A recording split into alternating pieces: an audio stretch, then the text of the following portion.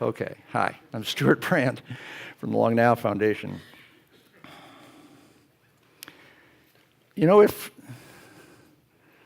B612 Foundation working with asteroids didn't exist, I feel like the Long Now Foundation would have to invent it, because it is so much the kind of thing that we're trying to encourage in terms of long-term thinking, long-term action. And one of our first speakers, actually, 9 years ago, I think, was in this series, was Rusty Schweickart, who introduced the subject of detecting asteroids and thwarting the dangerous ones.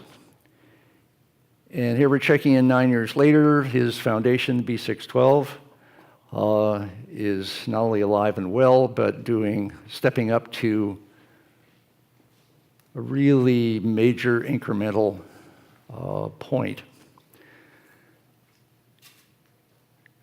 With another ex-astronaut, Rusty Schweickart was with Apollo. Ed Lou's been up on the Space Science Lab. And there's something about when these characters get off planet, when they come back, they act out of some kind of planetary sense of responsibility, which speaks well for the ongoing space program, because as more and more people get off planet over the coming decades and centuries, they may well step up, as these guys have, to planetary responsibilities. The scale of these projects to go outside the Earth's orbit and start looking at a level of detail that we haven't done before, at basically our whole solar system neighborhood, looking for, in that frame of reference, tiny things, but tiny important things, which, if they are successful in finding the dangerous asteroids and then heading them off, that's the case for this planet as long as humans are around and keep being able to send rockets and do gravity tractors and things like that. So this is like a major shift. And that's why I referred to it in the title as Anthropocene Astronomy. This is stepping up to planetary stewardship at a scale so vast, not only in space but in time, that I think we're still getting used to it. And one of the neat things about it is this very, very long-term project is being run by a guy with, I think, the shortest name in the world, Ed Lou. Thanks, Stuart.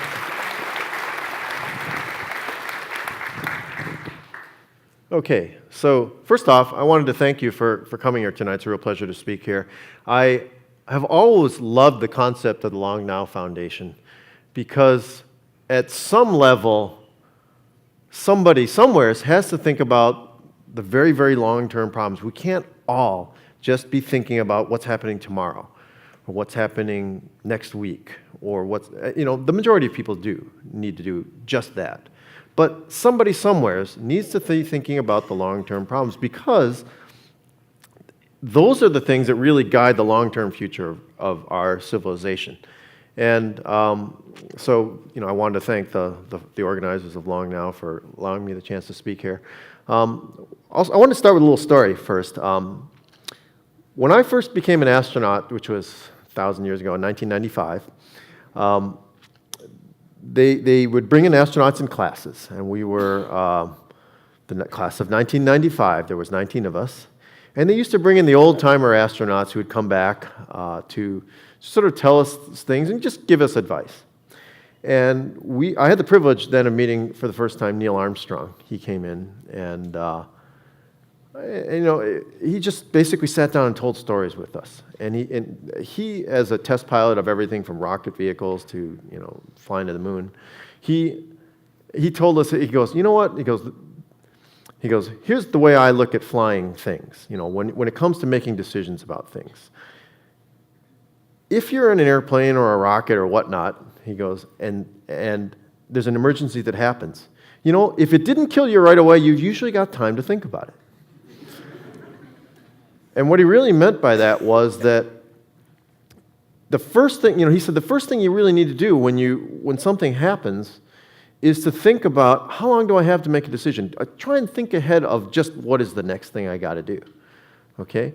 So that, in fact, is really what the Long Now Foundation is about. It is an attempt to think about not just, how do I, pay the bills next month, or how do I, what do I got to do, next week or even tomorrow.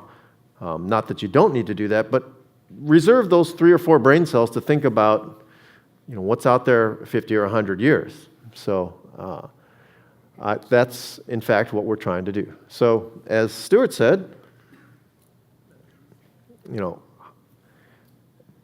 what is it that's really important on long time scales? And on very, very long time scales, the things that we find important today kind of recede off, and the things that are important on very long time scales include things like, well, what if our planet gets smacked like it has 1,000 times in the past? So this is one of my favorite photographs that I took. I took it while orbiting the Earth in 2003. And it shows, first off, for those who might think, well, that's kind of odd. What is it, upside down or is it sideways? It's not, because if you're in space, there is no up or down. So this is the edge of the Earth's atmosphere, and there's the moon over there, up in the blackness of space. It's actually just about to set. And I like this because it sort of encapsulates one of the things that you really start to appreciate when you spend a lot of time up there looking down at the Earth. First thing you realize is the Earth is incredibly beautiful, and that it's the only Earth out there. It sort of dominates your field of view. And the second thing is, when you look at the moon, you look at all these craters and you say, oh, it's immediately obvious that what created those craters, which are asteroids running into the moon, also hit the Earth. And because the moon and Earth are basically next to each other in space, whatever is hitting the moon, those things are also hitting the Earth. And in fact, you can determine how often the Earth gets hit by counting craters on the moon. And if you count those things, divide by the age of the moon, and account for things like the fact that there's some complications in there, but basically it's not that much more difficult than that. It's actually a project that could be done by undergraduates. You can have them with looking for counting craters and dividing, right? So you can determine how many asteroids hit the Earth. And so there isn't a whole lot of dispute about these numbers. They are what they are. And so I like to say, well, why should we care about asteroids? Well, you can distill all those numbers down into odds. And you can think of us on our planet as playing a game of cosmic roulette. Every day we roll the dice, are we going to get hit by an asteroid or not? Now, asteroids come in various sizes, from big to small. There are craters big to small. There are more small ones than there are big ones. And we could put you could boil all that down into the chance that that during your children's lifetime that the Earth will be hit by an asteroid of some size. Okay, so here are the numbers. In your children's lifetime, so let's call it roughly till the end of this century, the odds that there will be an asteroid that will hit the Earth somewhere on the surface of the Earth that's big enough to destroy a major city is about 30%. Now, the last time we had one of those was in 1908, where an asteroid struck in a place called Tunguska in Siberia. It leveled an area about the size of the San Francisco Bay Area from here to San Jose. Okay, completely obliterated it. And in the next 100 years, there's about a 30% chance we'll have another one. Nobody disputes that. Now, it is true that most of the Earth is unpopulated, but less and less of it is getting to be so. Okay, so, and it sure would be a shame if the next one landed in an area that was not unpopulated. Okay, let's talk about larger ones. By the way, that asteroid that did that is about the size of this room, maybe a little bit larger. It was about 140, 150 feet across. So this room is probably about 80 feet across. So think of something about twice the size of this room. That was big enough to take out the entire San Francisco Bay Area. Or if you'd like the LA Basin or, Washington, D.C. Okay, let's talk about a larger one. Who here has been over to the baseball park, AT&T Field? Okay, so take an asteroid that would fit easily inside that stadium. In fact, you could put several inside that stadium.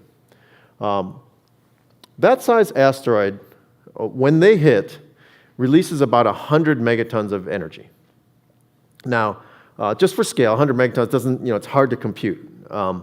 What is that? That is, if you took all the bombs used in World War II, including the nuclear bombs which were tested and dropped, put them all in one big place, set them off at the same time, that includes every bullet, everything that could blow up, and multiplied by 5, that's about the energy. Okay, so think World War level in terms of amount of energy. Okay, what are the chances that that'll happen somewhere on Earth during your children's lifetime? It's about 1%. Now, it doesn't sound like that much, but I will guarantee you that you insure yourself against things that are far less likely than that. Okay, who here has fire insurance on their house? Who owns a house and has fire insurance on your house? Why do you have fire insurance on your house? The chances of your house burning down less than 1%. Why? It's not very likely, right? Okay, now, you do that because you can't accept what would happen if it did happen, right? You have to insure yourself against that. In the case of our planet, pretty much I don't care where that hits. It's very likely to have global, at the very least, economic and political ramifications, let alone if it killed 100 million people, okay? And by the way, dropping something like that into the ocean is not a guarantee that it could be worse because you can get tsunamis. Okay, so 1%. Interesting, huh? So this really is cosmic roulette, right? We won yesterday. We don't know if we're going to win tomorrow. How about the end of us all? Now, this is an asteroid that would be about a couple of blocks, a kilometer across, so think of it as the size of a small mountain or, maybe 3 or 4 of these city blocks here, something like that, 5 city blocks. I don't care where on Earth that hits. That is the end of humanity. That is the end of human civilization. Everything that we have worked for, not us, just us, but us, our predecessors, our ancestors, and everything and all future generations are gone. That is the end of it. And nobody disputes that. That's something like 40 gigatons of energy. That's multiple times larger than all nuclear weapons ever built. So think of setting off every nuclear weapon ever built, multiply it by a bunch. That's the kind of scale that you would get. Doesn't matter where on the planet that hits, by the way. That's the end of us all. 0.001%. Okay. So my first goal in this talk is actually to scare the pants off you. Why do we take this risk? What I want to show you is that we could actually do something about it. But first, I thought it would be useful to show you what the solar system looks like because, A, I think this video is cool. And it was produced by our friends at the California Academy of Sciences, by the way. And what we're doing is I'm showing you every single known asteroid in our solar system. So we have, and the outer part of this is the asteroid belt. And all these are correct orbits, by the way. These are all plotted accurately. We don't care about the asteroid belt because those asteroids can never hit the Earth. They're out there beyond Mars, between Mars and Jupiter. The light green line is the orbit of Earth. You can see Venus and Mercury in between. And these are the 10,000 asteroids whose orbits cross Earth's orbit. And that means they can hit Earth. We call these near-Earth asteroids because they come near Earth. Very creative, huh? And there are 10,000 of them that NASA has found through a program called SpaceGuard. It's a wonderful program. They found 10,000 of these asteroids. Here's the problem. We know how many asteroids there are. We can count craters. You can also tell what the real solar system must really look like because we've only really observed some tiny fraction of the sky. It looks like this. There's about 1 million of them out there that are large enough to take out a major city, so larger than the one in 1908. That's really what the solar system looks like. And what we've done is we've just multiplied the distribution by 100. And you can see that in some sense, you can think of this as a giant cosmic shooting gallery. And when I said that, we are playing roulette every day with our own civilization, it's really true. So I want to let you in on a secret, which is that in 2 easy steps, you can actually prevent this, okay? And so what do you do about it, okay? The 2 easy steps, you can go to a cocktail party sometime this weekend and tell people, I know how to protect the Earth because there are only 2 steps, detect and deflect, okay? We made it rhyme for you so you can remember it. Detect and deflect. And what that means is that you find them, figure out where they all are, and then you deflect anything that's going to hit us, right? Simple, right? Who here believes that this is difficult? Okay, well, yeah, space technology is kind of difficult at some level. Who here believes step 2 is the hard part? You've seen Armageddon, you've seen things like that, right? Here's the surprising part. Step 2 is almost trivially easy compared to step 1. We can do step 2. We know how to do step 2. We've done something very similar to this, and we know how to do it. Step 1 is the problem. We don't know where the asteroids are. Because, think about it. If you don't know where asteroids are, you can't deflect them, right? If you don't know what's coming your way, it's like a baseball batter with his eyes closed, right? How do you know where to swing? You don't. So step 1's the hard part, and actually technically harder. So that's the little surprising fact, is that deflecting asteroids is relatively easy, on a large space mission scale of things. So how do you deflect an asteroid? Simple. The first thing you have to understand in order to understand how to deflect asteroids is that from very, very far away, it is extraordinarily difficult to hit something that's moving.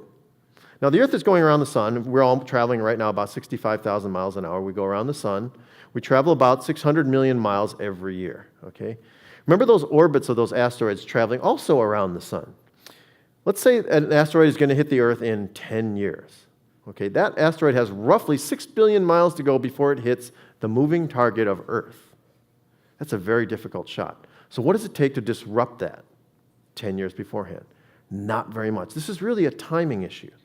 Now, the Earth, being about 8,000 miles across and moving at 65,000 miles an hour, travels a distance equal to its size in about 8 minutes, 7.5 minutes.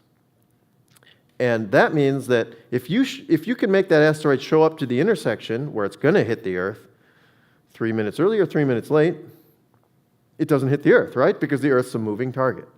So really the game boils down to, how do I make an asteroid it's got 6 billion miles to go, show up to that same spot. I don't have to change its trajectory much, but show up 3 minutes early or 3 minutes late, 10 years from now.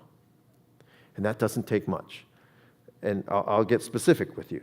Again, the typical speed of these things, 60 to 100,000 miles an hour. If you change the speed of an asteroid by about 1 millimeters per second, to give an example, if you go outside, look on the ground, find an ant walking. They walk about 1 millimeter per second, a little bit faster. Like a fast ant, a running ant can cover a few millimeters per second. So think about half or a third the speed of an ant. If you change the speed of an asteroid traveling 65,000 miles an hour by that amount, it's going to miss the Earth 10 years from now. It's actually pretty easy. Here's the problem. You need 10 years advance notice to do that, right? But it turns out that's actually what you get. So how do you make an asteroid, some big giant rock the size of this room, change its speed by the speed that an ant walks? Simple. Basic physics tells you if I run into it with a small spacecraft, I'll actually move it slightly, right? So all you have to do is basically ram it. The first thing you can do is, this is called a kinetic impactor, which means it has kinetic energy and it impacts it. So hold on, let me back that up. Don't know why that did that, but... So this is just a video of a tiny spacecraft on its way towards an asteroid, and instead of putting on the brakes before you get there, you just run into it. We've actually done this in 2004 with a mission called Deep Impact. We ran into a comet. There was also a movie by the name of Deep Impact, and it did change the velocity of that comet. That's all it takes.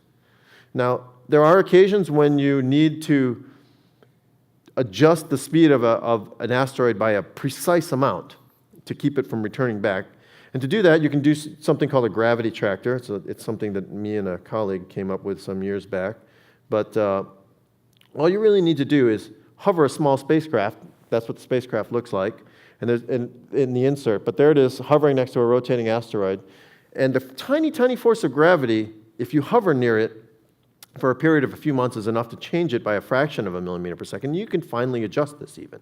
So not only can you do this sort of simply, you can also do it accurately. And this, by the way, was from a simulation that we did at the Jet Propulsion Lab with an actual spacecraft model and a dynamical model of a real asteroid and so on. And it turns out to not actually be that difficult of a mission. It is considerably simpler than landing a SUV-sized rover on Mars, for instance. So we can do this. But, again, we keep coming back to, we have to find the asteroids first. There's about 1 million asteroids out there that are large enough to do great damage on this planet. We found about 10,000. How do we find the other 99%? That is the entire problem right now. And so we're doing just that. Our foundation, it's called the B612 Foundation.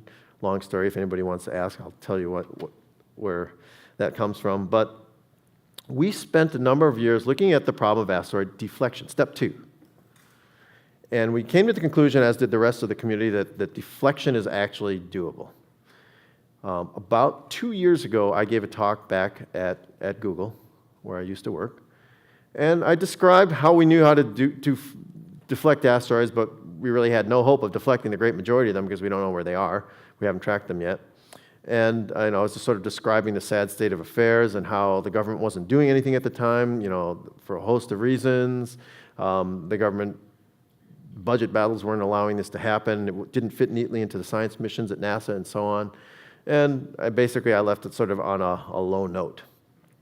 And at the end of the talk, this guy came up to me, and he says to me, "Oh, well, how much would it cost to actually go ahead and find all those asteroids? You know how to do that, right?" I said, "Well, yeah, there's a particular kind of telescope that you need to build and so on, which I'll tell you about." But he said, "Oh, how much would that cost to build a spacecraft like that?" I said, "Well, if you didn't have to do it through government contracting, if you just knew the right people, if you could go directly towards starting the project and so on, you could do this pretty efficiently. In 5 years or so, you could put this thing together for a few $100 million, which in spacecraft standards is moderate. It's a ton of money, though." And he says, "Oh, okay." He goes, "So why don't you just do it?" And I thought to myself, A, you're crazy, and B, what do you mean, just do it? So I basically said, "What do you mean, why don't I go just do it?" And he goes, "Oh, why don't you just raise the money and do it?" And then he continued, and he said, "You know what? I am a member of the San Francisco Museum of Modern Art, and we're building a new addition to the museum. It's a wonderful museum, and probably, who here's been to that museum? Great place. By the way, my sister sitting there did build that building, so."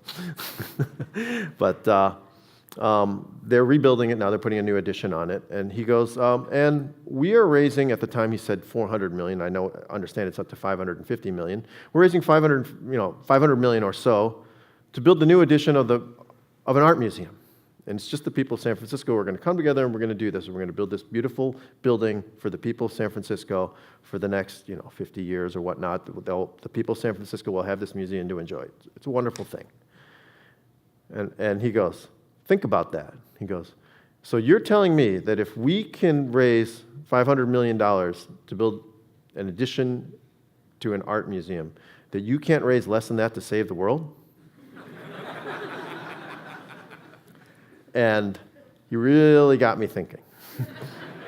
So I'm driving home, and I'm thinking to myself, man, that's crazy. And he goes, yeah. And he actually went on and told me a little bit about how people raise money for things like museums or universities raise money for new chemistry buildings or whatnot. And he goes, "Oh, there's hundreds of projects this size. Most of them are larger, actually, going on any given time in the United States." And he turned out to be right. So I'm driving home, and finally I get to my driveway, and I just decided I was going to call up Rusty Schweikart. And so I call him on my cell phone. I'm sitting out there in my driveway, and I said, "Rusty," and I told him the story of what this guy said, and I go, "I think we got to do this." And he goes, and Rusty, he goes, for those who know him, he's a crotchety guy. Rusty goes, "I think you're right. I think this is what we need to do." And that was the sort of turning point. This was a little less than 2 years ago. And we decided to go do just that. So we're raising the money. We're building a space telescope. It's called Sentinel. I'll show you what it looks like. This is it. It's a lot bigger than that. It is roughly the size of this ceiling. So if you look up to the top there, to the floor, that's about the height of it. It's an infrared space telescope because asteroids are very, very dark. They're almost the color of charcoal. And that means that They're very, very difficult to spot from the ground because they're small and they're dark and they're out there in space far away, millions of miles from the Earth, and that's why we've only found 1% of them. But if they're small, but if they're dark, they're warmed by the sun and they glow in infrared. So what we're building, this space telescope, is actually an infrared space telescope, so you can think of that as something like the world's largest pair of night vision goggles. And it will spot these things. You can see asteroids from great distances, and they stand out like sore thumbs against the dark background sky in infrared. Furthermore, you want to put this satellite in a particular location. You don't want it next to the Earth, because then you can only look outwards from the Earth. You cannot look inwards towards the sun. You know, any kid will tell you that if you want to look at stars, you don't go out in the middle of the day and look towards the sun, right? You go out at night. So we're going to place it into an orbit around the sun near the orbit of the planet Venus. You see that white swath? That is the area that it can see. The light green line is the Earth's orbit, and it will actually scan Earth's orbit. And over a period of years, it's actually going to find and track all these asteroids that could hit Earth, and will give us the decades of warning we need to employ the easy step, step 2. So, getting back to how do we protect our planet? You know, there's really you can think of it: detect, deflect, defend. All begins with the letter D. Here's how I actually think this is going to play out. By the way, we are launching in 2018. We're going to launch from Cape Canaveral aboard a SpaceX Falcon 9 rocket. And we are going to deploy, and within 6.5 years, we'll basically complete this map of the asteroids in our solar system. And that'll be step 1. What if we find one that's going to hit the Earth? And by the way, I can tell you the chances we're going to find one. Remember, I told you that there's a 30% chance this century that there's going to be an asteroid that's going to hit the Earth. Well, that means we have a 30% chance of finding an asteroid that's going to hit the Earth, right? Because there's a 30% chance that there is one, right? And so this is actually pretty likely, right? So you can look forward to, in the next decade or so, an announcement that an asteroid is going to hit the Earth on a certain time, date, and place. We can track things very, very accurately. We can actually tell you down to sort of the fraction of a second and within a few kilometers of where that thing's going to hit. And now, how do we generate the funds to pay to deflect it? Okay? I submit that that is not a problem. And that's because that's landing on somebody's house, or at least somebody's congressional district, right? It is a well-defined threat, and that is something that our governments are very good at handling, right? Our governments are not good at handling the probabilistic long-term threats, step 1. And that's where the private organizations come in, like us, the nonprofits, like Long Now. We are raising this money philanthropically, and we're going to give the data out to the world so that everyone gets the warning, and step 2 will happen. I have full confidence that step 2 will happen if we know that something's going to hit us. And step 3, I call it defend, but really, this is actually kind of the interesting thing as you get philosophical about these things. I think actually step 3 is the enormous party that you throw afterwards. And I say that kind of facetiously, but it's actually true if you think about it. That's going to be a unifying event in world history. Up until this time, for the last 4 billion years, on this planet, the third planet from the sun, this planet has been hit repeatedly by large asteroids. Okay? That process should stop from this point on, unless we get hit before we deploy our satellite Sentinel.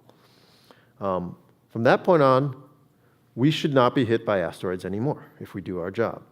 So, the way I look at this is our gift to future generations that we are going to stop this process. Okay? And, basically that's also our gift to our donors. They become the heroes who get to save the Earth. And so there's something in it for them, which is the knowledge of knowing that they actually did something to change and protect the future of the entire planet, which is very empowering. Which is, I think personally, why our donors have stepped up to doing this. So in the end, this is what it's all about.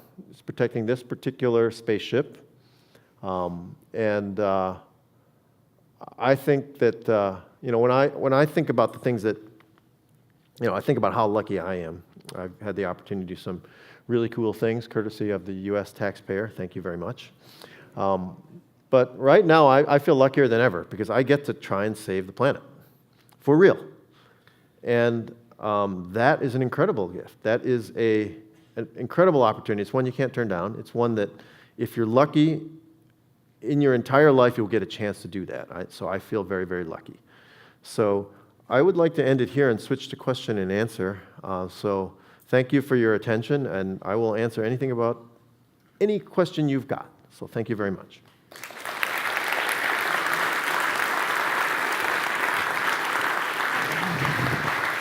It's great. Thank you, Stuart. Have a seat. Great picture, huh? It seldom looks like that, doesn't it? I mean, that's a very rare place to get that, so the sun right exactly behind the camera. Exactly. I think the thing that, I used to curate photographs of the Earth, and the thing that always shocked people is it was mostly a crescent most of the time. Yes, most the Earth, you don't get the full Earth view. Plus, weirdly enough, north is not up. It's just wherever you are is up, right? All you have to do is turn the camera. Yeah, all that stuff. Kevin Kelly's happens to be on top here. How many World War-sized asteroids have hit the Earth in the last 2,000 years? Okay, so let's do a little math, all right? It's always dangerous, as I say, to do math in public. Okay, but every 10,000 years, if it's 1% per century, that means that roughly every 10,000 years we are hit by an asteroid of that size. So human civilization is roughly 10,000 years old. Right. So in the last 2,000 years, it's only a 20% chance that there's been one, but it's possible. And it likely would have landed in the ocean. It's likely the legend of a great flood. Okay. If an asteroid that size hit us 10,000 years ago, frankly, it's not that big of a deal because we didn't have an interconnected society. We didn't have, global transport networks, global monetary networks, or things like that. We had no YouTube, most importantly, and so nobody would have found out about it. Maybe you wipe out a bunch of fishing villages. Today, that's not the case. Question from Cameron Woodward. Will the foundation be working with private space exploration companies to address this issue? What can I do right now to help? Okay, well, we are a private, thank you, Stuart. No, we are a private organization. We are partnered, however, with NASA. No, I don't want to bash them because they are partners of ours. NASA does want to get this data. They do want to do the right thing. Washington sometimes doesn't allow that. So we went to NASA with a great deal. We said, look, we're going to go do this. We'll give the data out. How would you like to have the data? And they said, we would love to have the data. We would like to put it on our website and put it out, distribute it to scientists around the world. And we have an ask. He goes, we need to transmit our data back through antennas on the ground. And you have antennas on the ground that do just that. We don't want to build another set. And they said, you can use ours. It's called the Deep Space Network. So, this in some sense already is a public-private partnership. Now, as to what you can do, I have to plug our websites, b612foundation.org. And you can sign up to get information on what's going on. We have regular progress updates and so on. And, or you can donate, and in the end, it's our donors that are making this happen. Andrew asks, can you tell us in morbid detail exactly what happens when a planet killer hits? Oh, a planet killer. Well, I can tell you a little bit about the asteroid that wiped out the dinosaurs. It's pretty interesting. I didn't bring it with me, but I actually have a little chunk of what's called the KT boundary. It's a layer of rock that if you go anywhere in the world, I don't care what continent you're on, if you dig down to the right depth, you will find a layer of rock with a layer of ash in the middle, which was very, very thick at one point, then was crushed down to form a layer of rock about yay thick. And it was laid down over a period of a couple days when the whole Earth burned. What actually happened is if you look at the energy of an asteroid that size, which landed in the Yucatan Peninsula, it threw up enough molten rock out of the crater, which is about 100 some odd miles across, and it's about 30 or 40 miles deep. And if you do the math, pi r squared times the depth, I love to do math in public, and you're talking hundreds of thousands of cubic miles of molten rock. Where does it go? It goes up into space. And then it comes back down all around the globe. And if you look at the energy of that hitting the atmosphere, a couple 100,000 cubic miles of rock hitting the atmosphere, you find that the atmosphere ends up at about 500 degrees for a few hours. So what that means is that everything catches fire, and everything burned that day, which is why we have no more dinosaurs. There are dinosaur fossils below this and none above this. It basically burned everything that could on the whole planet over a period of probably a couple days. What happened to the oceans at that? Not that much, which is why wow. many species survived under puddles, under rocks, little furry creatures that became humans eventually. So that's the sort of gory detail of it, but that shouldn't happen anymore. Gory details, what happened in... I believe. My personal feelings. Right. Is a big rock like that really hard to nudge, or is it arbitrary? Well, you get one benefit from this. Big rocks tend to be easier to spot. You tend to get longer notice. So the longer away something is from hitting, the less you need to nudge it. So the fact that it's bigger is offset somewhat by the fact that you, in general, will get a longer notice. Again, unless one of these things is on its way in the next, couple of decades, and we're just slow in putting up our telescope. In that case, then you just end up with this situation where there's nothing you can do. And then we can make some bad movies about it and stuff. But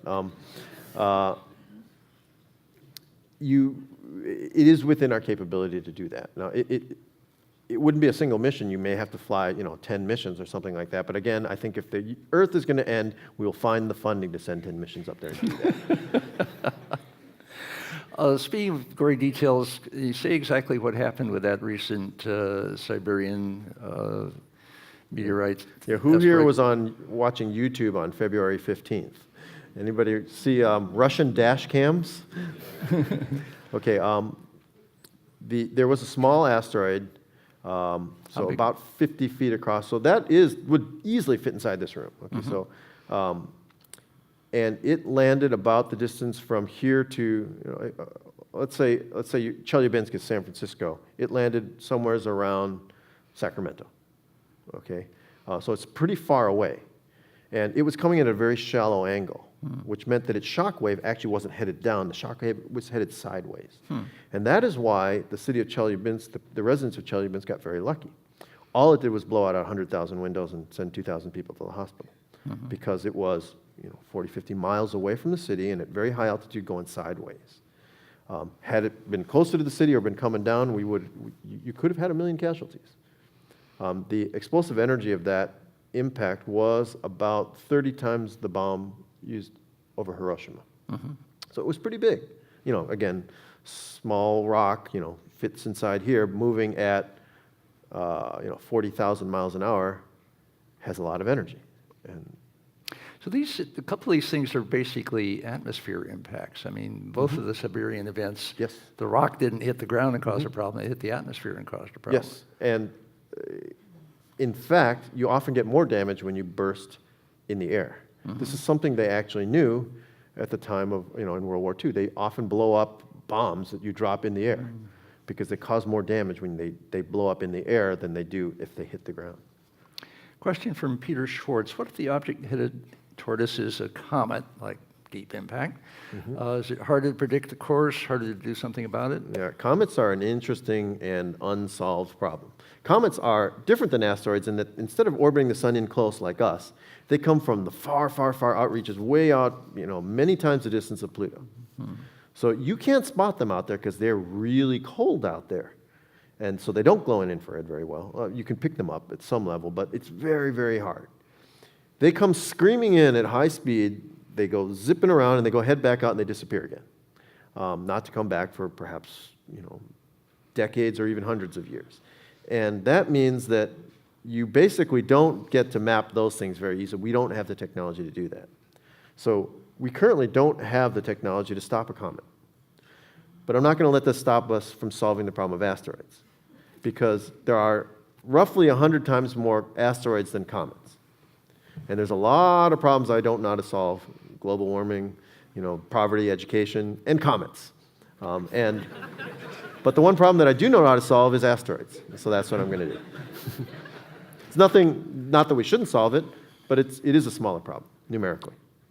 Are there, historically, or looking at the moon's surface, have there been comet impacts that you can detect as being such? No, the difference between a comet impact and an asteroid impact is likely to, from point of view of the crater, not much. At those speeds, you know, ice, rock, doesn't matter what it is. When you're moving, you know, 40 or 50,000 miles an hour, doesn't, you know, leaves a big hole. And I think we saw one of the gas planets, was it Jupiter or Saturn, had a Jupiter big, was hit, yes. Yeah, tell about that one. Yes, it was about 15 years ago. We had, that was a cometary fragment that was captured by Jupiter and was predicted ahead of time. They actually spotted it before it hit Jupiter by a woman named Carolyn Shoemaker and a guy named David Levy. And they actually gave advance warning, and we actually got incredible images of this thing. The chunks were about a mile across or so, something like that. And it was interesting because they left these scars on the planet, roughly, each of which was roughly the size of planet Earth. So, you know, you don't want to get hit by these things. Again, I stress, my feeling is we should not be hit by these things. It's a pretty big, I remember the images of it hitting the Yeah, and if you draw the Earth to splash. scale next to that, you'd find that those things are the size of the Earth. What a neighborhood we live in. Hey, I want to leave this as a hopeful message because we can do something about it. Here, here. Danielle asks, are asteroids potentially useful to us? What do we know of them about mineable resources, technologies developing, coming for asteroid mining? There seems to be a private company who wants to mine asteroids. How does that relate to all this? Now, asteroids potentially could be someday a source of resources for use in space. Now, we have no idea how we're going to do that. Use in right space, not on Earth. Likely, because bringing things like ore back is very, very difficult. Likely, they're talking about use in space. Now, we don't have any idea how to do that, but I can tell you step one, find them. It's exactly the same. You can't mine an asteroid if you don't know where it is, all right? You can't deflect it either, but all of those companies have exactly the same problem, that they only know where 1% of the asteroids are. With Sentinel, will you be able to, some of the asteroids are really kind of valuable in terms of a lot of metal and stuff like that, and a lot of them are pretty worthless rock and, you know, good as gravel, I guess. Will Sentinel be able to tell the difference between them? Is their mass make them detectable? Sentinel will not be able to tell the difference between them by itself. Okay. But this is actually an interesting problem. We have lots of telescopes with very high magnification that can tell, that you have to do what's called spectroscopy. Now, the telescopes that can find out what the composition of an asteroid are have very, very small fields of view. It's like looking through a soda straw, okay? So they need to know where to point. To find asteroids, you want to be able to see the whole sky, right? To determine what's in a particular asteroid, you want to look at it through a soda straw at high magnification, like the Hubble Space Telescope. So what we will actually do is tell people where all the asteroids are, and then you can point these other telescopes and find out what the individual asteroids are made out of, once you tell them where to point. Dan Whaley asks, how many years in advance can you predict the path of an asteroid, and with what kind of precision? Precision is actually very, very good. And typically we should be able to give warning of about, up to about 100 years before an asteroid hits us. And so to give you an idea of the kind of tracking accuracy that we have, consider that we landed that Martian rover in the central part of a crater, slightly off to one side near the central peak, on purpose, right? So we on Mars, okay? And that required, we knew where to send that vehicle years ahead of time. Before we even launched it, we knew where we were sending it, right? It was in a computer file somewhere, right? But that's exactly the same process by which we will track asteroids. So when we find one that's going to hit the Earth, you actually know where it's going to hit and when. There's a question here, do they ever hit each other and sort of deflect their path? Do asteroids ever hit each other? No, they do on occasion, and because the larger asteroids have craters on them. But it's pretty rare because these are small. The likeliest way an asteroid is going to die is not by hitting another asteroid, it's by hitting a planet, which is much larger. And so the planets tend to suck them up. And planets tend to suck them in, right? Yes, exactly. When Rusty talked 9 years ago, he said that part of detection and getting a fix on the track is, was it really going to be a collision path? that you would want to put some kind of a tag on the asteroid. Is Yeah. that still the case? It's called a transponder, and I think it's likely. So what's going to happen is this. We're going to find an asteroid. We're going to track it for some period of time. We're going to say, hey, this one's got a very good chance of hitting the Earth, or this one is actually going to hit the Earth. You want to be really darn sure. And one of the things we're likely to do is to get an independent means of measuring its position. Is to put next to it a small spacecraft. It could be a gravity tracker. You could also tow it with the same spacecraft at the same time if you need to. But we'll also add some accuracy to the positioning, because when you can think of it as a homing beacon.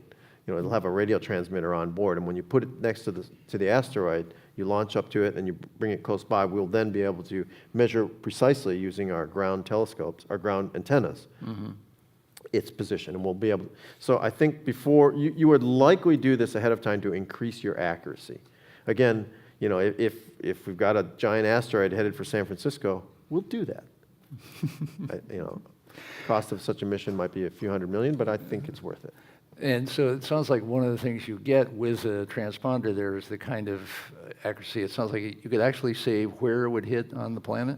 Yeah, more than just that. You get a lot. You could actually say where it will hit without that.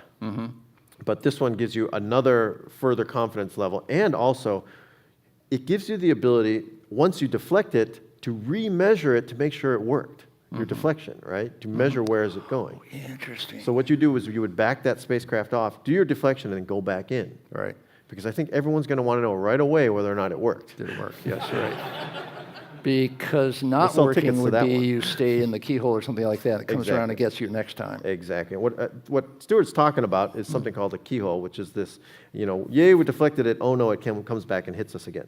And it turns out that if you just miss a planet, just go grazing past it, the Earth or whatever that planet is will change the trajectory of an asteroid.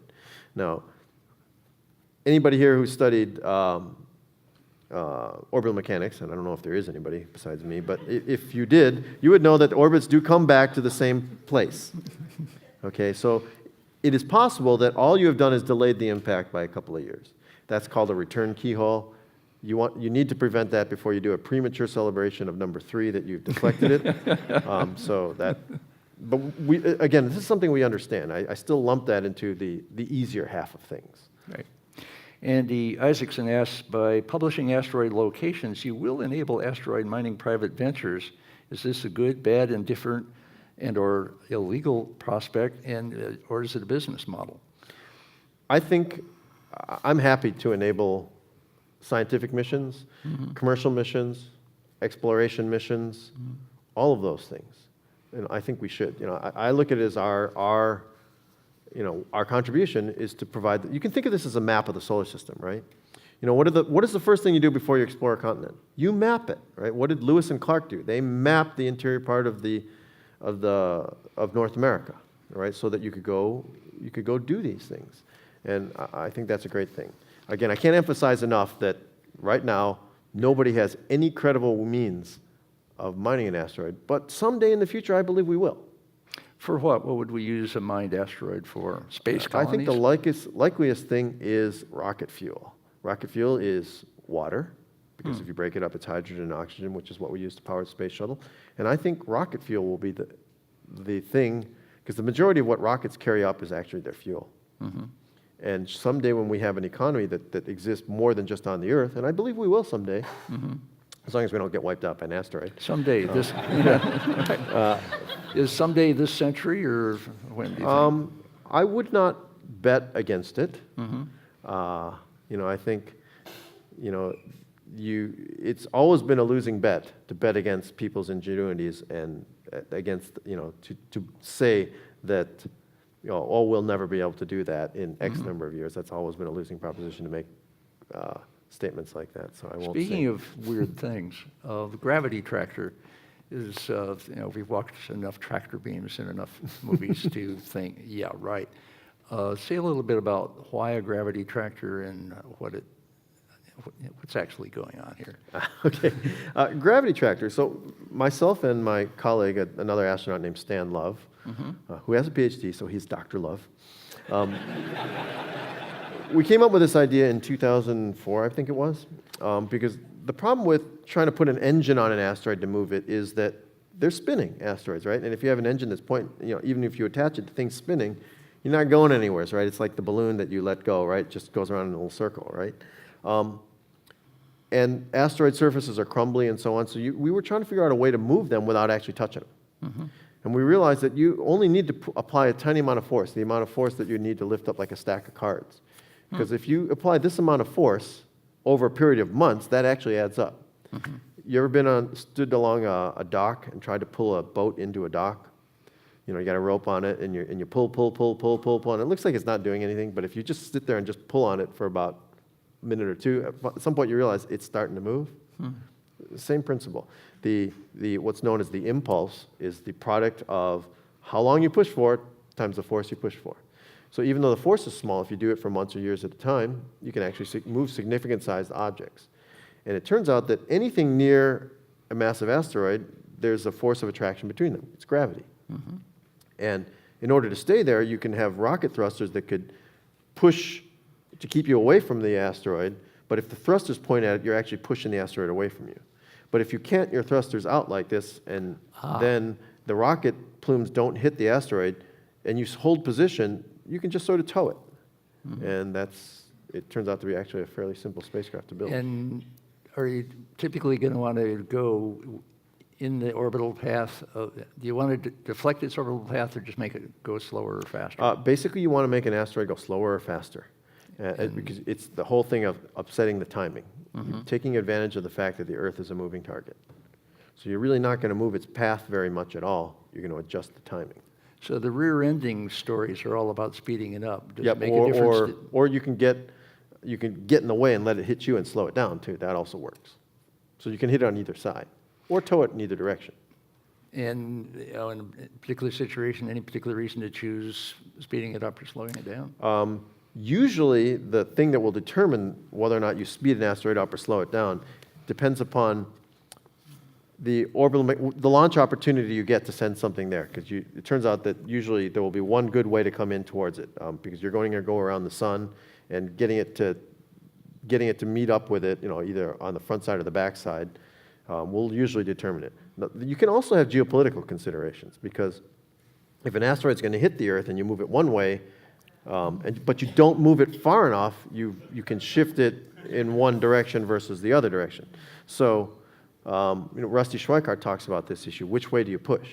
It turns out, though, that in many, many cases, if not most cases, you really can only push in one direction because you don't have a launch opportunity in the other direction. So in many cases, you just end up being able to push it one direction only because I don't have a good orbit that takes me from Earth to the asteroid within a set amount of time that is moving faster than it in the same position as it, or slower than it. Say more about launch opportunities. These are called launch windows, and people are familiar with it, for instance, because let's say the Earth and Mars, right? They're both going around the sun. The Earth's going around once a year. Mars, it's something like 18 months. And so they're both going around at different speeds. You can't launch at any given time from here and make it to this moving target over here, because you need to have a path that takes you, because basically you're going to put your spacecraft into an orbit itself that has to catch up with another object. So that is why when we launch to Mars, we have what it's called a launch window every 26 months. So there are launch windows for reaching asteroids too, and they depend entirely upon what the orbit of that asteroid is. So it's not as simple as Mars, but there are only certain times you can launch. I could see this would be another element of you would like as much advance notice as possible, you have as many, because there's some things that it's already too late. You're hired. You get it. Yes. The longer in general you have to do this allows you a bunch of things. Number one, the less you need to move the asteroid. Number two, the more opportunities you have for plan B if something happens. And C, launch windows become easier. So again, my friend Don Yeomans, who's at the Jet Propulsion Lab, he says there's 3 rules for what makes asteroid deflection easy. He goes, there's 3 things you got to have. It's like the 3 rules of real estate. He says it's find them early, and find them early. And that's really true. How early is plausible? There must be a certain amount of fuzz even in orbital mechanics. Yeah, with the kind of accuracy that we have with Sentinel, the typical time you're going to give is multiple decades. Multiple decades? Yes. So you shouldn't think 20, 30 years? Yes. You should not think of the warning that you're going to get as, oh, this thing is going to hit us next week and we have to blow it up. Right. Again, don't think blowing up anyhow. But you should be thinking, oh, I'm just making this date, April 18th, 2046 at 7:23 in the morning, in this city, there's going to be an impact. What are we going to do? And we've got 30 years. You should be, that's the way that it's going to look like. And that's what allows you the chance to methodically do step 2. That's an astonishing amount of precision in a very long Yes. time in advance. Yes, it is. I'll use another example of the kind of precision that NASA has developed. I guess it was about 7 or 8 years ago, we landed a probe on Titan on the shore of a lake of a moon of Saturn on purpose. Okay? So we have this kind of precision. Isn't math and astronomy incredible? Yeah. Boring, actually, compared to biology, where you never know what the hell is That's going on. not boring. It's precision. Mr. Biologist. Kevin Kelly always talks about unintended benefits. So you get Sentinel going, and it's there dutifully watching for threatening asteroids. What else is it going to find that might be of interest? Yeah, we've been talking to a lot of our astronomer friends, and it turns out what we're actually finding is objects that vary in brightness, either because they're moving or because they're varying in brightness. So that, what will we find out there? I don't actually know yet, because this isn't this range of the infrared spectrum, it's between 4 and 10 microns for anybody who cares, is one that is not well explored at all, because we're building the first large-scale detector in this frequency range. And the history of astronomy is that whenever you open up a brand new frequency range to observe things, say in X-rays or infrared or microwave or whatnot, you always find something surprising. And in fact, the great advances in astronomy have always happened because we've opened up a brand new observing range with our telescopes. We're going to do the same. What are we going to find? I don't know. I look forward to it because I'm sure we're going to find some interesting things.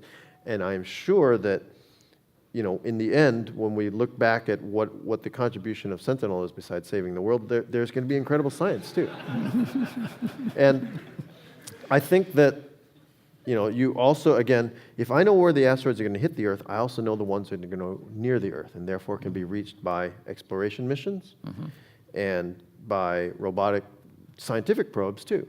Because, again, right now we know of 10,000 asteroids. We're going to know of 1 million asteroids when this is all done. I'm sure that there are thousands of interesting ones out there, and many of them are going to come close to the Earth. So, by the way, whenever you read or hear in the news or see on TV that an asteroid has whizzed past the Earth, and there was one about 2 weeks ago on the 31st.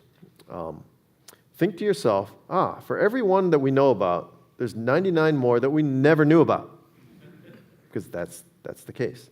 Now, the one on the 31st, by the way, was about 2.5 kilometers across, I think, something like that.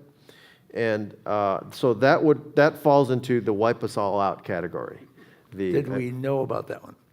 Yeah, we knew about that one. We knew it wasn't going to hit us. It only missed us by about 3 million miles, which is, cosmically speaking, actually reasonably close. Not that close, but think about it. What if that thing had been on its way towards hitting us, and let's say you only had a year's notice? There's nothing you can do. That would be the end of us. That one was large enough to take us all out, take all of humanity out.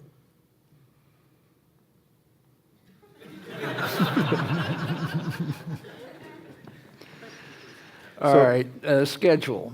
I get a certain sense of urgency now. Getting Sentinel up would happen when? We are launching Sentinel in 2018, and our current plan is actually a July 20th launch of 2018. I love July 20th date, which is because of a launch window towards Venus. We'll use the gravity of Venus to pull us in orbit around the sun, but I love it because that's also the anniversary of the first moon landing. Hey, hey. And to get from here to there, so you've got Sentinel designed, is that right? Yeah, we have sort of 8 major milestones towards the launch. These are what are known as the technical reviews, of which you button everything up with each stage of design. And we've been through the first one. We're heading towards the second one, which will be in November. The 8th milestone is actually we're lighting the fuse to launch it into space. So that'll put us at about the quarter waypoint by November. Let's talk money. $200 million, is that still sort of the rough number No, on this it's thing? larger. 200 million is roughly what the spacecraft costs. You have to add in operations, you have to add in mission control, you have to add in a rocket, all this other stuff. Okay, so it's about double that. But you're not raising 200 million or 300 million, whatever it'll be right now. How much are you raising now? Well, like any project, you raise what you need for the next milestone. So our current milestone, this year our goal is 20 million. Okay, and that keeps us towards milestone 2. And so if anybody out here has a check for 20 million, you can see Danica here or Karen over there. For that amount, they get a naming opportunity, right? Yes, they do. We will name anything after. Danica has 2 sons. She's willing to change their names.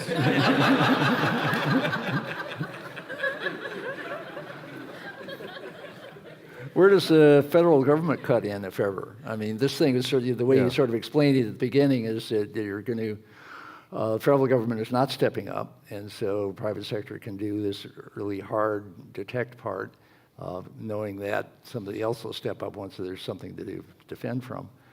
But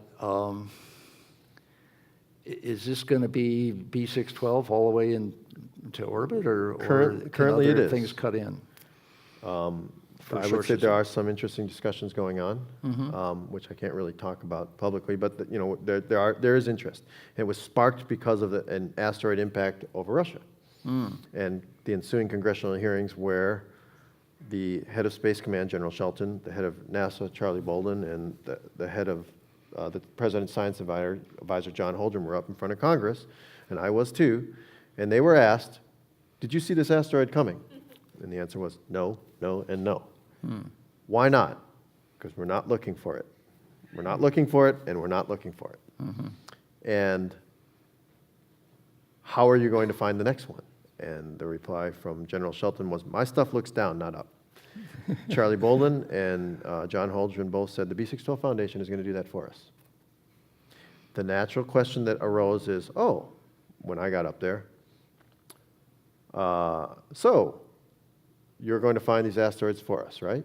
And we said, yes. And they said, are we supporting you? We said, well, you're congratulating us, and you are,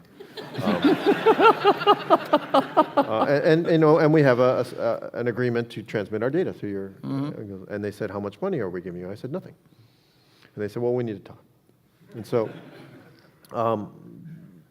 there are discussions. Things move slow in Washington, but this really gets to the point of, at some level, protecting, us, providing for the common defense, right, is a governmental role, right?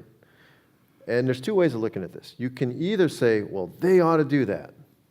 We got to send an army of lobbyists, and we got to figure out a way to get this to happen amidst our current budgetary environment. Or you can just do it, right? And so, I look at this as being a case where I think, and I'm not sure how this is all going to play out, but there are many cases where the government leads and private citizens follow, and there are some cases where the private citizens lead and governments follow. I think this is likely going to be one of those cases. In fact, I should point out Karen Putnam over there, who is with B612 Foundation. Now, Karen, for those who don't know her, previously you were the president of Central Park Conservancy, correct? And for that, she raised the money. If for those who remember, I think it was about 15 years ago or so, you raised the $100 million plus to renovate and fix up Central Park, which was sorely in need of it. And Karen tells us, I'll paraphrase your words, that the thing that they went to private citizens to do this. And remember, that park is a public park. The city of New York owned and operated it, right? Owns and operates it. But they didn't have the money to fix it up, and it was falling apart, right? And you could whine and complain that the city wasn't doing its job to upkeep the public property for everybody in New York, or the private citizens could step up and just do it, in conjunction with the city. And that's why she's perfect for our organization, because we have a very similar story.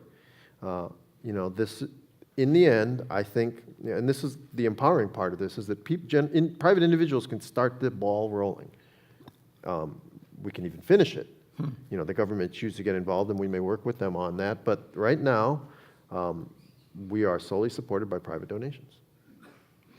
Well, you mentioned at the beginning, as a sort of veteran of the shuttle and the space science and all of that, that you thought that non-government could move more quickly and more surely in terms of design and construction and the costs and schedule and so on. Say a little more about that. Yeah, I was part of NASA for 12 years. I've been involved in aerospace-related things for now almost 20 years.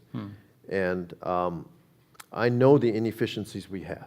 And a lot of these inefficiencies are driven by government regulations, which are there to prevent people sending contracts to friends and things like that. All sorts of good reasons you have government regulations on these things, but they prevent you from doing things in the most efficient way. Anybody who's here has ever held a government job knows that we don't do things in the most efficient way in the government. We can do big things, but clearly not efficiently. So when we decided we were going to do this, I called up a guy named Harold Reitzma, who was he came up with this idea of the Infrared Space Telescope to find asteroids. And I said, Harold, you'd been pitching this for a few years now, and in a perfect world, how would you build this project? Let's just say I had the funding for it. In a perfect world, how would you do this? He goes, well, we would sign a commercial contract for this instead of what are called cost-plus contracts, which is the government does things. Whatever you say it costs you, we add 5%, and there's your profit. Okay, which works when you don't know how you're going to do what you're doing something extraordinarily difficult. That's the only way you can do it, because they have no idea what it's going to cost them to do. But with this one, because of the fact that we've built some telescopes that are similar to this, we know how to do that. I would do that. I would pick sort of the 10 best people in the world. We all know who they are. We would hire them away, and we would have, instead of a huge team, we would have the 10 best people in the world, a small team. And we would do this, we would build it around a project, we're not trying to build an organization, we're trying to carry out a project. That's interesting. So you're not trying to build a legacy of a building and a monument to ourselves, that sort of stuff. You're trying to get a project done. And you could do this, and you can cut the price in half or less. You don't have to get parts from every constituency in the You Congress. know who the right contractor is. It's a company called Ball Aerospace. They built the Kepler Space Telescope and the Spitzer Infrared Space Telescope, which is the first infrared space observatory. They're the only ones who could do this. And we said, well, let's go to them and let's go get this done. So I said, Harold, well, that's what we want to do. And he said, sign me up. So then we went to a guy named Scott Hubbard, who used to run NASA Ames. For those who follow NASA, he was also the person who rescued NASA's Mars program. He was what's called the Mars Czar about 12, 13 years ago. So he ran all of NASA's Mars programs. He's now a Stanford professor. Called him up. We met, just like typical Silicon Valley. We met for lunch down at the California Cafe in Palo Alto. Did the same thing with him. I said, Scott, in a perfect world, how would you run this program? And he said exactly the same thing as Harold, because he's had the same experience as me and Harold in these government-run programs. He knew what the inefficiencies were. He said, well, if I could do it, I would hire these people. I would do it. And I said, well, that's what we're doing. He said, sign me up. We put together our list of the 10 people, the best people in the world, and we hired them all. That process only took a few weeks. And the sales to each of them was essentially the same. Hey, this is how we're doing it. And and every single one of them said, I want in. And so, this mission of saving the world and doing things the way you've always wanted to do them was kind of irresistible to these guys. Well, another thing that happens when you go public with something like this, it has a certain dazzle factor. People hear about it, and some interesting people just show up. Have you had any of those? What do you mean by interesting people? People with, $20 million check, or people with skills or contacts or Rolodex or whatever. the hell Yeah. else I you mean, didn't the expect. organization is going to take a lot of different things besides just building a spacecraft. We are raising funds. We are spreading the word. We have a couple of our folks out here who will help, who are the ones who get the word out on what we're doing, which is critical. And and just keeping the organization running, and they're down here, they're all over the place, so we have some really great folks. I'm really proud of the team because we're small and we're focused. Do you ever have the phenomenon of when people hear that this problem can be solved, they sort of relax because they figure it has been solved?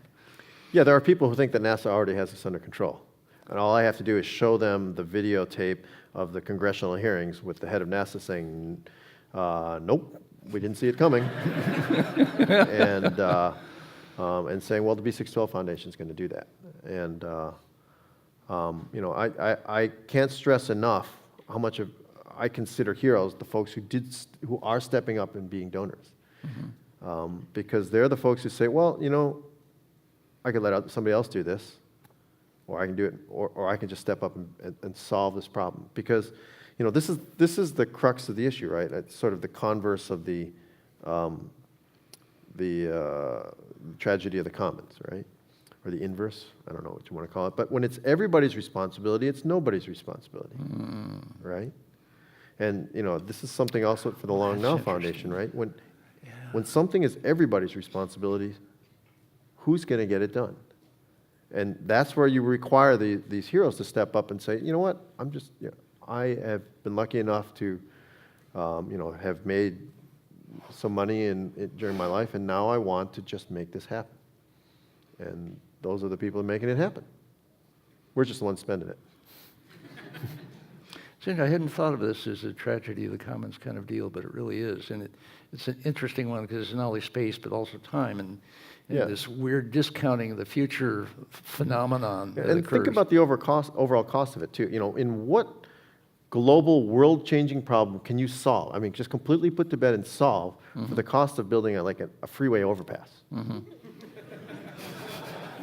Right? And it is, right? Well, I mean, it's way less than the Bay Bridge. I heard somebody say that, right?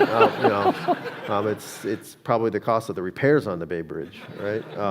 To fix what they screwed up, right? But literally, if the city of San Francisco can build, that Devil Slide tunnel project, which costs way more than saving the Earth, then why can't we go to the citizens of the world and just do it? Let's do it. Thank you. Thank you.